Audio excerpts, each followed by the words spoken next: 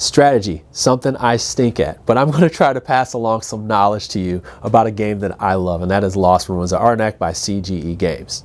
You see, they have a new expansion that's coming out right now, and with that comes a whole new slew of content that you got to basically digest and decide whether you want to buy this new expansion. But maybe you haven't even taken the game out of the wrapping yet. Maybe you haven't played the game in a long time. Maybe you were frustrated about this game and you knew there was expansion on the horizon. Trust me, we have a lot of people who don't know what to do with the 2 workers, don't know how people are triggering all these combos. They feel like the game is too short. And you even have people who think this game is too long. So we're going to be addressing some of the early game things you can do and just some general tips that can help you in this game. Now, I want you in the comments below to share some of yours, but remember, these are light strategy tips from a guy who does not win all the time with all these people who play hundreds of times. So your tips will be helpful. I'm just getting you hooked up just to start off this game. So let's talk about some of these tips.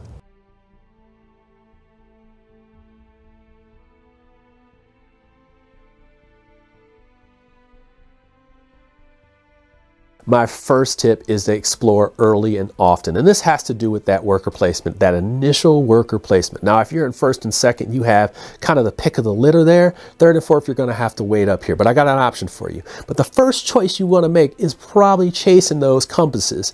The campsites at the bottom are going to kind of determine the first round. And I would say go to the campsite, grab that one with the 2 compasses, and then try to head out on your next turn. The reason why you want to explore early is because you will get better resources for exploring, and then you'll get a guardian, and this will determine everything you do for the rest of the round. Maybe the guardian has a converter resource. You may get one of those idols that give you conversion of a resource that you just got. There's a lot of different things that can happen in the beginning of the game, and it all has to do with getting out there. Now, if you're later in the turn and you have a fear card, maybe you want to embrace getting one of those rubies, which are hard to get, and you're going to have to find items that do that.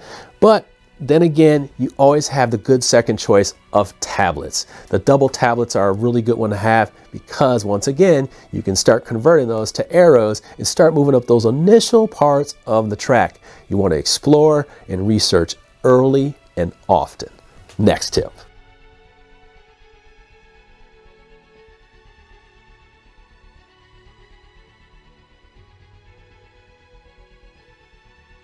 All right, my strategy tip number 2 is to give you some cards to buy, because you don't know what cards to buy sometimes, right? You're looking at this mark, you're like, which one's going to give me a good turn at some point in this game? I don't want my deck to be too fat. So how do I get a good card? Well, I'm going to give you a couple cards that I think are important, artifact cards and item cards. But these are 2 of my favorites, and that's this cat and the dog. I love these 2 cards because they give you an opportunity to get to those campsites again, whether they're occupied or unoccupied, without using your worker, and that's important. But they also give you those resources. They give you a coin or a compass to play, and they also have a nice little, they have a what is that called? A buggy or a wagon, whatever.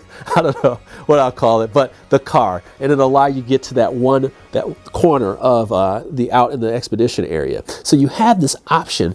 This car has a lot of options, and as you get later in the game, it's always good to get an extra coin or a compass so that you can keep traveling or you can keep buying stuff. These are really important cards, but do not forget the revolver. Do not forget the rope. All these different cards that are really awesome. This game is full of awesome ones, and you can build a deck however you want. Believe me, people in the comments below will let you know what cards you got to have be awesome. I'll let them do that. Let's get over to the artifact side. 2 of my favorite artifact cards are Ruins of the Dead and the Pathfinder Staff. Pathfinder Staff is just good because you get to move your workers. I mean, you get to move your worker to a different spot and activate it. This could be pivotal in any round. And if you use some of the expansion characters, you're basically getting a 4th movement. That's important. So definitely want to pay attention to that card. But Ruins of the Dead is nothing to sleep on, because 3 tablets is important in the game. When you buy it, and then even if you had to play it again and use the 1, you would still get 2 in return. So it's one of those good exchanges that you almost don't have to worry about. Then let's say you actually time it really well and you happen to get one of those exchange tokens. Now you got another arrowhead in your hand. You've gotten you've gotten some, some change in your resources, and it seems like it's just a good timing card for me. It seems to work every time. These are the cards I chase. Hopefully they help you. Let me know once again the cards that you use, card combos you use in the comments below. Let's move on.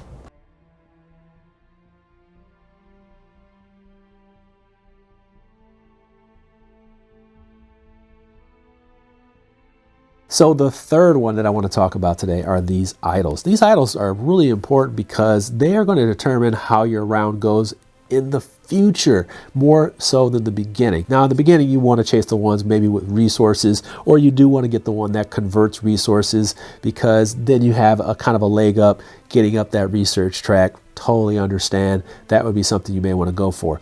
But as you get to the later rounds, maybe you just want to cull a card. That's important. Well, maybe you want to go back to converted resources. That's a thing. You always have one of those steps that helps you from needing to convert resources.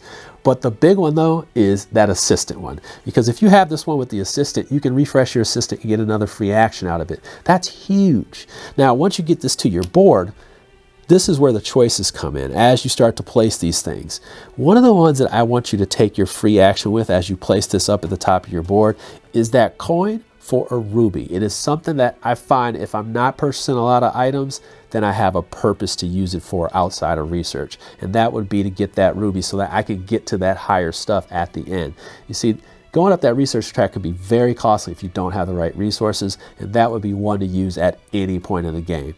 But lastly, the big one here is that you're going to add these idols to your board and flipped upside down. So initially you'll have an access to 3, 6, 10 points if you don't use it. But as you cover these up with these 3 points, eventually you'll start to cover up and get more points. But I'm going to show you this. If you start with 3, 3, and 3, you already have 9, and you leave the 4 uncovered. That is going to get you 13 points. So definitely consider not covering that last one. That's my tip. I know it seems simple, but some people don't pay attention to these things. All right, y'all, on to the last one.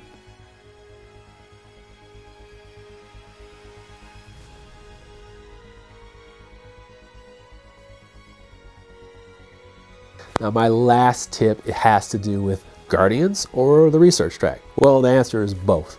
You want to make sure you're kind of divvying up your attention to both. But of course, the one lane strategy is going for the top, baby. The 23 points, 21 points, you definitely want parts of those.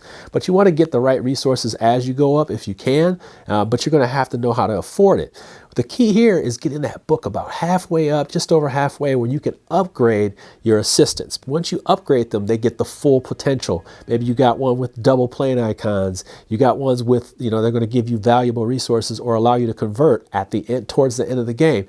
These are things you need so bad. It's essential that you get about halfway up and make up for it with Guardians. Now, taking out the Guardians is going to cost you resources. Some are going to cost you a lot more resources, but they're also going to give you bigger benefits and instant ones. Treat them like a hand of cards once you start getting them. I've seen people hold off on using those things until the last 2 rounds, and they're just killing, just extending their turns like crazy. So realize the cost that you're paying that could be used on the research track can be used on Guardians, and it can be a viable strategy to win.